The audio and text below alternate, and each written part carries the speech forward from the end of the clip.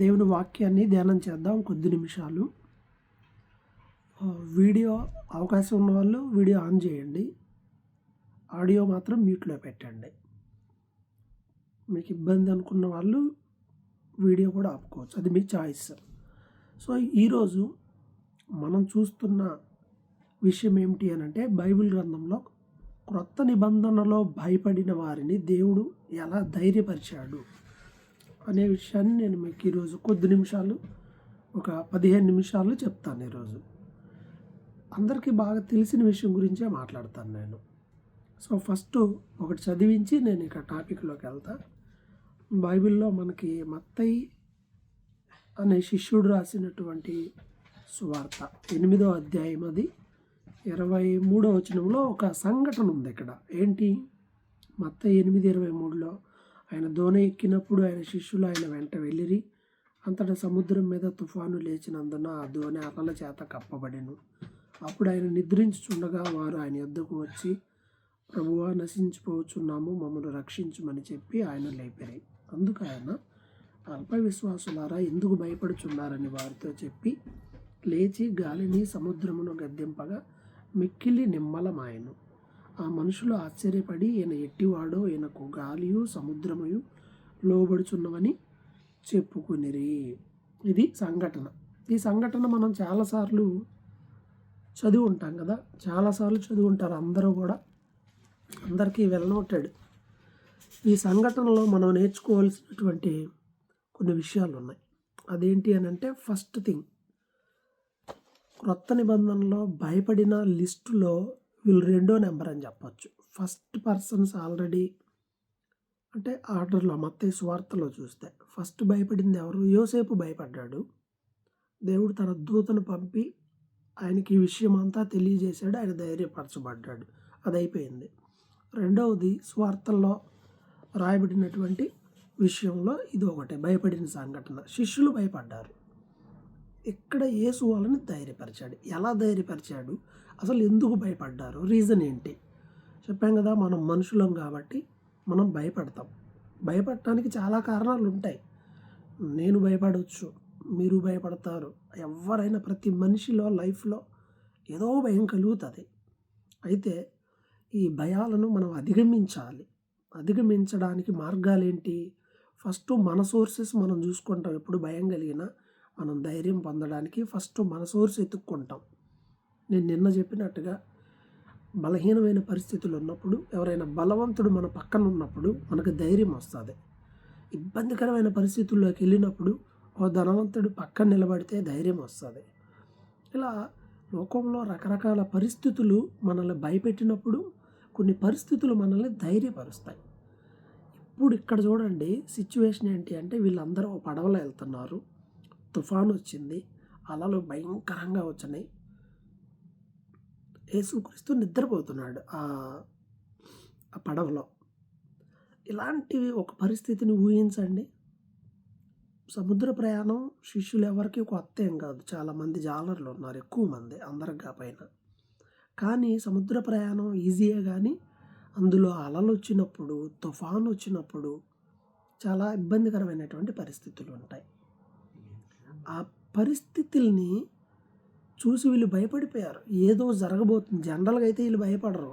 ఎందుకని? వీళ్ళకి తెలుసు సముద్రం గురించి, వీళ్ళకి తెలుసు చేపలు పట్టారు, ఆ అనుభవం ఉంది కాబట్టి. పరిస్థితి చేయి దాటిపోయింది కాబట్టి వీళ్ళు భయపడ్డారనే విషయాన్ని మనం గ్రహించాలి. పరిస్థితి చేయి దాటిపోయింది, అందుకే వీళ్ళు భయపడ్డారు. భయపడటానికి కారణం ఉంది. భయపడటానికి కారణం ఏంటి అని అంటే, పరిస్థితి చేయి దాటిపోతూ ఉండింది. సో ఇలాంటి టైంలో ఈ వీళ్ళ పొజిషన్లో మనల్ని పెట్టుకున్నా మనం కూడా అంతే కదా, పరిస్థితులకి ఎవరైనా భయపడతానే ఉంటారు. అయితే ఇవన్నీ జరుగుతుంటే యేసుక్రీస్తు నిద్రపోతూ ఉన్నారు అని ఉంది అక్కడ. అంటే దేవుడు సైలెంట్గా ఉన్నాడు. ఆయన చక్కగా నిద్రపోతున్నాడు, సైలెంట్గా ఉన్నాడు. అంటే మన లైఫ్లో కూడా కొన్ని సంఘటనలు మన లోనికి వచ్చేసి మనల్ని ఇబ్బంది పెట్టి, మనల్ని బాధించి, చాలా ఇబ్బందుల్లో గురి చేసే పరిస్థితులు వస్తాయి. దేవుడు ఏం చేస్తూ ఉన్నట్టుగా అనిపించదు మనకి. అసలు దేవుడు ఉన్నాడా? అసలు మనల్ని పట్టించుకుంటున్నాడా? మన పరిస్థితులు ఆయనకు తెలుసు అంటారా? అసలు నా బాధ దేవుడికి అర్థం అవుతుందా? అనే మాటలు కూడా మనకు చాలా సందర్భాల్లో వస్తూ ఉంటాయి. ఎందుకు వస్తూ ఉంటాయి అని అంటే మనకి ఆ టైంకి అలా అనిపిస్తుంది. ఆయన మౌనంగా ఉన్నాడు, అసలు ఏంటి నన్ను పట్టించుకోవట్లేదు అన్నట్టు ఫీల్ అవుతారు. అయితే వాళ్ళు భయంతో కేకలు వేశారు. ఏమని కేకలు వేశారు? భయంతో. ఇక్కడ మనం చూస్తే, మేము నశించిపోతున్నాం ప్రభువా, మమ్మల్ని రక్షించు అని కేకలేశారు. నశించిపోతున్నాము, రక్షించు అని కేకలేశారు. అప్పుడు ఇది ప్రేయర్ అంటే ప్రేయర్ అంటే ఏయో మాటలు పెట్టి చేయటం కాదు, కానీ ఎగ్జాక్ట్గా మన ఫీలింగ్స్, మన బాధ అయినా, మన సంతోషమైనా, మనకు కలిగిన ఇబ్బందికరమైన పరిస్థితుల్ని ఎగ్జాక్ట్గా దేవునికి తెలియజెప్పడమే ప్రార్థన అంటే. అదేమి ఇలా చేయాలి, అలా చేయాలి అంటూ ఏమీ ఉండదు. ఇక్కడ వాళ్ళు ఇంకెక్కడ పెద్ద పెద్ద మాటలు ఉపయోగించి వాళ్ళు ఏం ప్రేయర్ చేయాలి. మేము మునిగిపోతున్నాం, మమ్మల్ని కాపాడయ్యా అని చెప్పి మనం ఎలా ప్రేయర్ చేసుకుంటాం, సేమ్ అలా ప్రేయర్ చేశారు. ప్రార్థన మన జీవితంలో ముఖ్యమైనది ఏంటి అని అంటే, సిచ్యువేషన్స్ సరిగా లేనప్పుడు, లేదా మనకి ఇబ్బంది అని అనిపించినప్పుడు, అప్పుడు మనం చేయాల్సింది ఏంటంటే దేవుని సహాయాన్ని కోరుకోవాలి. హెల్ప్. మనం మునిగిపోతున్నాం, పక్కన ఎవరు ఉన్నారనుకో, వాడు సాయం చేయగలడా లేదా అని మనం ఆలోచన చెయ్యం. నదిలో పడి మునిగిపోతూ ఉన్నాం, పక్కన ఎవరో ఉన్నారు, వాడికి ఈత వచ్చా రాదా, వాడు మనకు హెల్ప్ చేయగలడా అని మనం ఆలోచన చెయ్యం, కాపాడమని అడుగుతాం. నాకు సంఘటన బాగా గుర్తు. నాగార్జున సాగర్ వెళ్ళాను చిన్నప్పుడు, 10th ఇంటర్ టైంలో వెళ్ళి అక్కడ లాంచ్ స్టేషన్ దగ్గర కూర్చొని చూస్తూ ఉంటే అందరూ ఈత కొడుతున్నారు. లాంచ్ ఎక్కువ దూకుతున్నారు కొంతమంది. సరే మనం కూడా దూకుదాంలే, నాకేం ఈత రాదు. అందరు దూకుతున్నారు, తేలటం ఒడ్డు మీద తేలుతున్నారు. అంటే అక్కడ దూకితే ఆడ తేలుతారేమో అని అనుకుంటున్నా, పెద్ద లోతేం లేదేమో అనుకున్నా. అసలు ఇక వెళ్ళి వాళ్ళతో పాటు నేను దూకేసా. ఇంట్లో చెప్పకుండా, అంటే మా పెదనాన్న వాళ్ళ ఇంట్లో ఉంటాం కదా, చెప్పకుండా వచ్చా ఒక్కడే. అసలు లోపలికి వెళ్ళిపోయా. బతుకుతానని అనిపించలే నాకు. ఆ ఎదురు ఒక అమ్మాయి ఉండింది, ఎవరో చేపల అమ్మాయో మరి ఇంకా చూడటానికి వచ్చిన అమ్మాయి ఎవరో నాకైతే తెలియదు. ఆ అమ్మాయి ఉండింది. హెల్ప్ అడిగాను నేను, కాపాడమని. అంటే అసలు ఆ అమ్మాయి అసలు నా వైపు కూడా చూడలే, అలా పట్టించుకోవాలి. ఆ అమ్మాయి ఏమనుకుందంటే, ఈత రానోడు లాంచి ఎక్కువ దూకుతాడా, ఆడేదో ఎట్ట అనుకుంటు, నేను ఎట్లా మనం హెల్ప్ కోసం ఏదో అంటే ఏమనుకుందో ఏమో, కానీ మొత్తానికి హెల్ప్ చేయలేదు. సంభవం ఎట్లానో మునిగితే ఇలా అంటే పైకి వస్తాం, ఇలాంటి కొన్ని తెలుసు. అలా అని ఎగురుకుంటా గెంతుకుంటా ఎట్లానో ఒడ్డుకొచ్చి మొత్తానికి బతికి బయటపడ్డాను. ఎందుకు చెప్పానంటే, సహాయం కోసం మనం అడుగుతాం అవతల వ్యక్తుల్ని, వాడు చేయగలడా లేదని కూడా ఆలోచన చెయ్యం. ఆడ అమ్మాయే, నేను అడిగితే ఏమన్నా అనుకుంటుందేమో, ఏం కాదు, ఇక్కడ చచ్చిపోయేటట్టున్నాం. సో లైఫ్లో అలాంటి పరిస్థితులు వచ్చినప్పుడు సాయం అడగటం కావాలి. ఇక్కడ నడి సముద్రంలో ఎవరిని సాయం అడగాలి వీళ్ళు? ప్లస్ వీళ్ళు ఫిషర్మెన్, ఆల్రెడీ జాలర్లు ఉన్నారు వీళ్ళలో, వాళ్ళకి ఈత వచ్చు, సహజంగా వాళ్ళకి ఈత వచ్చు. అయినా సరే సహజంగా వాళ్ళకి ఈత వచ్చు అయినా సరే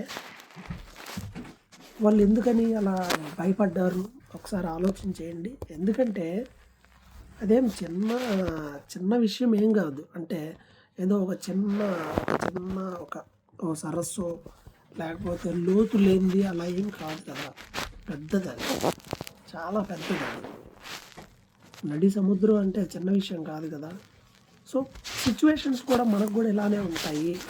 అది లైఫ్లో సిచ్యువేషన్స్ మనకు ఎలా ఉంటాయి అని అంటే, ఇక మనం లెగవలేము, ఇంక ఇది అయ్యే బడి కాదు, ఇక ఇది జరగదు, ఇలాంటి పరిస్థితులు. ఈ పడవలో ఎలాగైతే అలలొచ్చి ఇవన్నీ జరిగినాయో అలాగే మన లైఫ్లో కూడా జరుగుతాయి. ఈ విషయాన్ని మనం గ్రహించాలి. ఈ పడవలో ఎలా అయితే వచ్చి ఇలా జరిగినాయో సేమ్ అలాగనే మనకు కూడా జరుగుతాయి అనే విషయాన్ని మనం గ్రహించాలి. ప్రతి ఒక్కరు దాన్ని గ్రహించాలి. అలా ఉన్నప్పుడు మనకి ఏం రావాలంటే ఒక ఆలోచన రావాలి. అదేంటి, నా ప్రభువు నాకు సహాయం చేస్తాడు, నన్ను ధైర్యపరుస్తాడు, నన్ను బలపరుస్తాడు, నన్ను ఆదుకుంటాడు. ఈ విశ్వాసం మనలో రావాలి. పరిస్థితులు నీకు విశ్వాసాన్ని నేర్పిస్తాయి. నీకు వచ్చిన ఇబ్బందులు నీకు విశ్వాసాన్ని నేర్పిస్తాయి. నీకు కలిగినటువంటి ఇబ్బందికరమైన పరిస్థితుల్లో నువ్వు నమ్మకంగా ఉండడం ఇంపార్టెంట్. అన్నీ బాగున్నప్పుడు అందరు బాగానే ఉంటారండి. సిచ్యువేషన్ పాడైపోయినప్పుడు, సిచ్యువేషన్ అనేది మనకు అనుకూలంగా లేనప్పుడు మనం ఎలా ఉంటాం అనేది వెరీ ఇంపార్టెంట్. ఇంకొకటి ఎందుకు ఈ సంఘటన జరిగింది అంటే ప్రభు వారి విశ్వాసాన్ని పరీక్షించదలిచాడు ఒకటి. రెండవది దేవునికి సర్వశక్తి ఉంది అని శిష్యులు తెలుసుకోవాలి. వాళ్ళలో విశ్వాసం పెరగాలంటే కొన్ని కార్యాలు జరగాలి కదా! దేవుని సర్వశక్తిని వాళ్ళు తెలుసుకోవడం కోసం కొన్ని జరిగినాయి. సృష్టి పైన అధికారం ఉంది దేవునికి అని తెలియజెప్పబడటానికి ఇవి జరగటం కూడా మనం చూస్తూ ఉంటాం. సో వీళ్ళకి భయం వచ్చేసింది, విశ్వాసం పోయింది. బైబిల్ చెప్తుంది, ప్రభు లేచి అంటున్నాడు కదా, అల్ప విశ్వాసులారా ఎందుకు భయపడ్డారు అని అంటున్నాడు. అప్పుడే ప్రభు వాళ్ళకి విశ్వాసం గురించి మాట్లాడాడు. కొండమే చెప్పిన ప్రసంగంలో విశ్వాసం గురించి, భయం పొందకుండా ఉండడం గురించి ఉంది. అయితే అది లోకాసు వార్తలో మెన్షన్ చేయబడింది అనుకోండి. సో ధైర్యంగా ఉండాలి. ప్రభువు చేసిన కార్యాలు చూశారు, కొన్ని చూశారు, కానీ ఇక్కడ అనుకోలేదు. ఇక్కడ వాళ్ళ నమ్మకం పనిచేయాలి, ఇక్కడ విశ్వాసం పనిచేయాలి. ఏదో కుష్ఠరోగిని ముట్టాడు, స్వస్థపరిచాడు, లేకపోతే ఇంకొన్ని జరిగినాయి, కానీ ఇక్కడ వాళ్ళకి ఆ విశ్వాసం రాలా. గుర్తుపెట్టుకో, ఇక్కడ చేసినోడు అక్కడ చేయడా? అంతకుముందు సహాయం చేసిన దేవుడు ఇప్పుడు చేయడా కదా? దావీదుకి అది ఉండింది. దావీదు సౌలు ద్వారా దావీదు గొల్యాతును చంపడానికి వెళ్ళేటప్పుడు సౌలు అడిగాడు, ఇవన్నీ ఏమి లేకుండా నువ్వు ఎలా చేయిస్తావు అంటే అప్పుడు అంటాడు, నేను అడవిలో గొర్రెలు కాస్తున్నప్పుడు సింహం వచ్చింది, ఎలుగుబంటి వచ్చింది. ఆ సంఘటనలన్నీ జ్ఞాపకం చేసుకొని వాటికి హెల్ప్ చేసిన దేవుడు నాకు వీటికి హెల్ప్ చేయడా? చేస్తాడు. సో మనలో ఈ ఫెయిత్, ఈ విశ్వాసాన్ని మనం సాధకం చేయాలి, ఎక్సైజ్ చేయాలి. గతంలో దేవుడు నీకు చేసిన వాటన్నిటినీ జ్ఞాపకం చేసుకుని గుర్తుపెట్టుకొని దేవుడు గతంలో చేశాడు, ఇక మీద కూడా నాకు చేస్తాడనే ధైర్యం, విశ్వాసం నీలో పెరగాలి. అందుకే కదా అసలు ఏం జరగబోతే అనుకోవచ్చు, చాలా జరిగినాయి కదా, వాటిని బట్టి నీ విశ్వాసం ఇంకా బలపడాలి. అందుకే అంటాడు, అల్ప విశ్వాసులారా ఎందుకు భయపడ్డారు? మీకు తెలియదా గతంలో దేవుడు ఏం చేశాడో? ఇప్పుడు మనం ఇంకా ఎక్కువ విశ్వాసం కలిగి ఉండాలి. ఎందుకంటే మన జీవితంలో జరిగినాయి, ఎదుటోళ్ళలో చూసాం, బైబిల్లో చాలా ఉన్నాయి. శిష్యులకు బైబిల్ లేదు, ఇన్ని సంఘటనలు వాళ్ళ గతంలో చూడలేదు. వాళ్ళు భయపడ్డారంటే రీజన్ ఉంది. మనకి ఇన్ని ఉన్నాయి కాబట్టి ఇప్పుడు నువ్వు భయపడితే కరెక్ట్ కాదు. అందుకే ధైర్యంగా ఉండాలి, భయపడొద్దు, నేను నీకు తోడుగా ఉన్నాను అనేది ప్రభువు మాట. వీళ్ళు దేవుని శక్తిని గుర్తెరగలేదు. కాళ్ళు వచ్చినాయి, కళ్ళు వచ్చినాయి, స్వస్థత, ఏం చిన్న విషయాలా? దేవుడు చేసిన అద్భుతాలు ఏం చిన్న విషయాలా? కానీ ఈ విషయంలో వాళ్ళు నమ్మలేకపోయారు. అందుకే ప్రభువు తన శక్తిని ఉపయోగించాడు. లేచాడు, వెంటనే లేచి ఎందుకు భయపడుతున్నారని చెప్పి లేచి గాలిని సముద్రమును గద్దించగా అవి మిక్కిలి నిమ్మలమాయను. గద్దించడం గురించి ఇక్కడ గద్దించడం అంటే ప్రభు ఆ గాలిని, తుఫానుని గద్దించాడు, అది ఆగిపోయింది. మన లైఫ్లో, మన జీవితం అనే పడవలో వచ్చినటువంటి శోధనల టైంలో మనం ఏం చేయాలి? మనం కూడా గద్దించవచ్చు. మనం ఎవరిని గద్దించాలి? అపవాదిని గద్దించవచ్చు. అపవాదిని గద్దించుడి, అప్పుడు వాడు మీ యొద్ద నుండి ఏం చేస్తాడు? పారిపోతాడు అని యాకోబు తన పత్రికలో చెప్పిన మాట అది. ఏం చేయాలి? యాకోబు తన పత్రికలో చెప్పాడు, అపవాదిని గద్దించుడి, అప్పుడు వాడు మీ యొద్ద నుండి పారిపోవాలని. మనం ఆడితో ముచ్చటేసుకోకూడదు, ఆడితో టైం స్పెండ్ చేసుకోకూడదు, గద్దించడమే అంతే, అప్పుడు వాడు పారిపోతాడు. సో యాకోబు పత్రిక 4వ అధ్యాయము 7వ వచనంలో ఈ మాట ఉంది. కాబట్టి దేవునికి లోబడి ఉండుడి, అపవాదిని ఎదురించుడి, అప్పుడు వాడు మీ యొద్ద నుండి పారిపోను అనే మాట మనకి ఇక్కడ కనిపిస్తుంది. అలాగే సాతానుని మనం మన కాళ్ళ కింద చితకదొక్కబడిందా అనేలాగా మనము చూడాలి. సాతానుడు మన కాళ్ళ కింద చితకదొక్కబడ్డాడు వాడు. సో మనం గద్దించవచ్చు. యేసు ప్రభు సైతాన్ని గద్దించాడు. శోధన టైంలో 3వ టెంప్టేషన్ అయిపోయాక ప్రభు ఏం చేశాడంటే సైతానుని గద్దించాడు అనే మాట రాయబడి ఉంటుంది. మత్తయి సువార్తలో మనం ఆ మాట ఈ 3 సార్లు శోధనలో ఉంది కదా, అపవాది ఆయన్ని విడిచిపెట్టి వెళ్ళిపోయాడు అనేమో ఇక్కడ మత్తయి సువార్తలో ఉండింది. మిగతా సువార్తల్లో కూడా సేమ్ ఇన్సిడెంట్ ఉంటుంది. ఆ ఇన్సిడెంట్లో ఒక చోట ఏమని ఉంటుంది అంటే ఆయన గద్దించాడనే ఉంటుంది. గద్దించిన తర్వాతే వెళ్ళిపోయాడు అనే మాట అక్కడ మనకు కనిపిస్తుంది. సో ఇది అందరికీ తెలిసిన విషయమే కాబట్టి మీరు దాన్ని ఒకసారి చూడండి. ఓకే, సరే, తర్వాత ముందుకు వెళ్ళిపోదాం, టైం రన్ అవుతుంది కాబట్టి. సో ఇక్కడ మనం ఏం చేయాలి అని అంటే మన శోధన సమయంలో ఈ పడవలోనికి నీళ్లు కొద్దిగా వచ్చినాయి కానీ మునిగిపోలేదు. లోకంలో ఉన్న సమస్యలు ఏవైనా నీ దగ్గరకు రావచ్చేమో కానీ నిన్నైతే ముంచవు. ఆ విషయాన్ని మనం గుర్తుపెట్టుకోవాలి. మనం మునిగిపోయాము అనుకుంటాం, మనం చచ్చిపోయామని అనుకుంటాం, నా పని అయిపోయింది అని అనుకుంటాం. నువ్వు భయపడతావు, గ్యారెంటీగా భయపడతావు. సిచ్యువేషన్ నిన్ను భయపడేలానే చేస్తుంది. కానీ సర్వశక్తి కలిగిన దేవుడిని నువ్వు కలిగి ఉన్నప్పుడు నీకు ధైర్యం వస్తుంది. నువ్వు సిచ్యువేషన్ గద్దించగలవు, పరిస్థితిని అదుపు చేయగలవు. ఎందుకంటే లేచి గద్దించింది ఎవరో తెలుసా? ఈ సముద్రాన్ని సృష్టించిన వాడే గద్దించాడు, అందుకే అది లోబడింది. ఆయన క్రియేటర్, ఆయనే దాన్ని చేశాడు. కామగుణం అంటే ఉంటుంది. అందుకే ఇర్మియా 5లో ఏమంటాడు? ఇర్మియా గ్రంథంలో 5వ అధ్యాయంలో ఆయన చెప్పే మాట ఏంటి అంటే 5:22లో సముద్రానికి సరిహద్దు నియమించిన వాడు ఆయనే. ఇక్కడ దాకా ఎందుకు అది బయటికి రాదు ఇంకా అంటే దేవుడు దానికి హద్దు పెట్టాడు, ఆగు ఎక్కడే ఉండు అని. సముద్రానికి సరిహద్దు రేఖ గీచినవాడు, సముద్రాన్ని సృష్టించినవాడు, సముద్రాన్ని పాయలు చేసినవాడు. ఈ విషయం అందరికీ తెలుసు. సముద్రాన్ని పాయలు చేసినవాడు. అందుకే కీర్తనకారుడు కూడా 89:9లో కీర్తనల గ్రంథం 89:9లో కూడా ఈ విషయాన్ని ప్రస్తావిస్తాడు. ఏమని ప్రస్తావిస్తాడు అని అంటే నేను చదువుతున్నాను. సముద్రపు పొంగు అణుచువాడవు నీవే, దాని తరంగములు లేచినప్పుడు నీవు వాటిని అణిచివేయుచున్నావు. సముద్ర పొంగును అనుస్తాడు, వాటి తరంగాలను కూడా అణిచేస్తాడు. ఎందుకని? ఆయన సృష్టికర్త, ఆయనకు సర్వాధికారం ఉంది. అయితే ఇదే కీర్తనలో 46లో చూడండి, ఇంకో మాట కూడా ఉంది. 46లో దేవుడు మనకు ఆశ్రయం ఉన్నాడు అనే మాట మాట్లాడుతూ ఏమంటున్నాడంటే, వాటి జలములు 46వ కీర్తన 3వ వచనం, వాటి జలములు ఘోషించుచు నురుగు కట్టినను, ఆ పొంగునకు పర్వతములు కదిలినను మనము భయపడము. నాకు డౌట్, ఇప్పుడు నిజంగా ఇలా జరిగితే భయపడకుండా ఉంటారా? చెప్పండి. ఒక దశలో భయపడకుండా ఉంటారా అంటే అదే నీ విశ్వాసపు స్థాయి.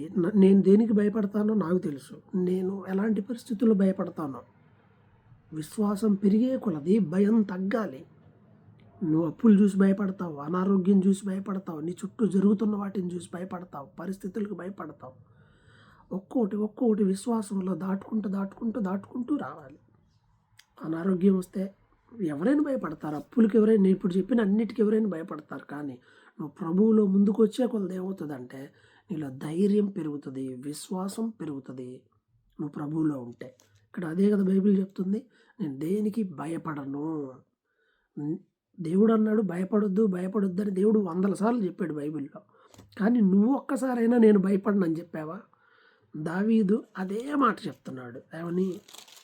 మనము భయపడము అని చెప్తుంటే, ఇది కొరవ కుమారుల కీర్తన, ఇది 46వ కీర్తన.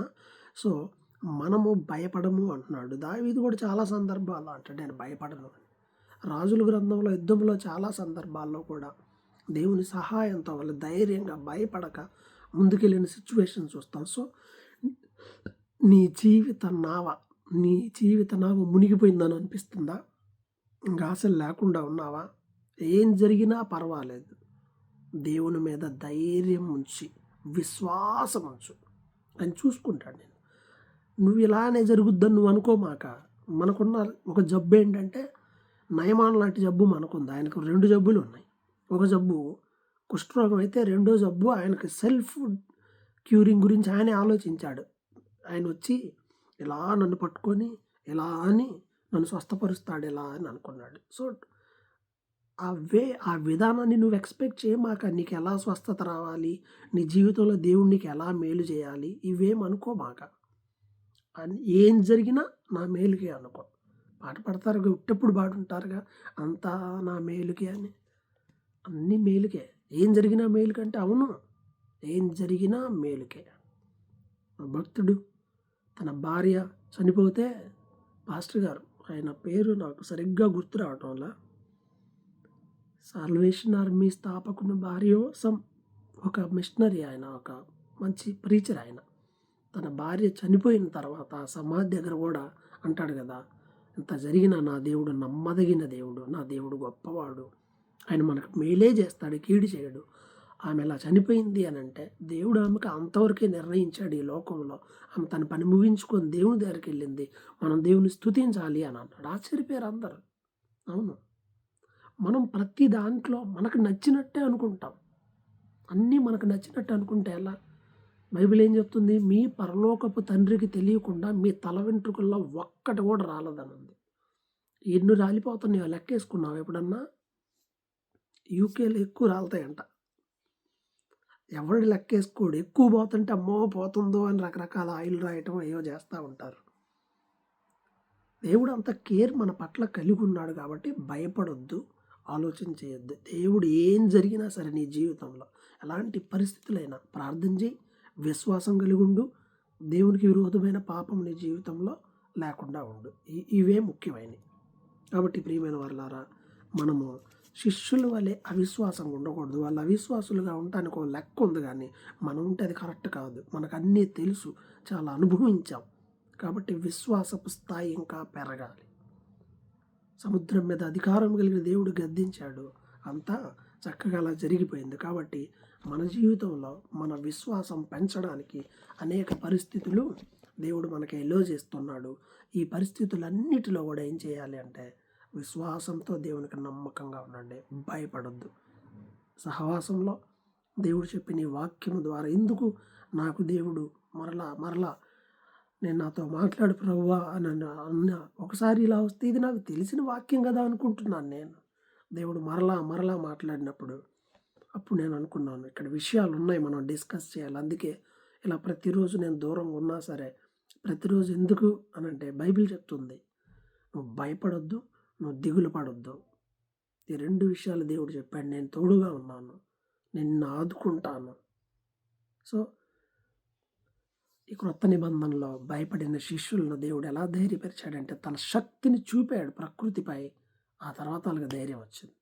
నీ జీవితంలో జరిగిన వాటిని బట్టి ధైర్యంగా ఉండు. ప్రతి పరిస్థితుల్లో దేవుడు తప్పకుండా సహాయం చేస్తాడు. ఇప్పుడు ఒకవేళ నీ పరిస్థితి బాగోలేదేమో, నీ జీవిత పడవలోకి అన్నీ వచ్చేసి మునిగిపోయేటట్టున్నావేమో, ధైర్యంగా విశ్వాసంతో ప్రభువా నువ్వు చూసుకుంటావు, నువ్వు అసలు ఆయనే ఉన్నాడు పడవలో, మునిగితే ఈయన కూడా పోతాడుగా. వాళ్ళకంటే తెలియలా, మనకు అన్నీ తెలుసు. ప్రభువులో నువ్వు ఉన్నప్పుడు, నీలో ప్రభువు ఉన్నప్పుడు, నీతో ప్రభువు ఉన్నప్పుడు సిచ్యువేషన్స్కి భయపడొద్దు. దేవుని వైపు చూడండి, దేవుని సహాయం తీసుకుందాం. ఏం జరిగినా దేవుడు మనకి అల్టిమేట్గా మంచే చేస్తాడు. ధైర్యంగా ఉండాలి, ప్రార్థన చేయాలి, ప్రార్థన చేసుకోండి. భయాన్ని వదిలిపెడదాం, అల్ప విశ్వాసాన్ని వదిలిపెడదాం. దేవునిలో విశ్వాసంలో మనం ఎదుగుదాం. అలా ఉండడానికి దేవుడు మనకి సహాయం చేయను గాక. ఆమేన్.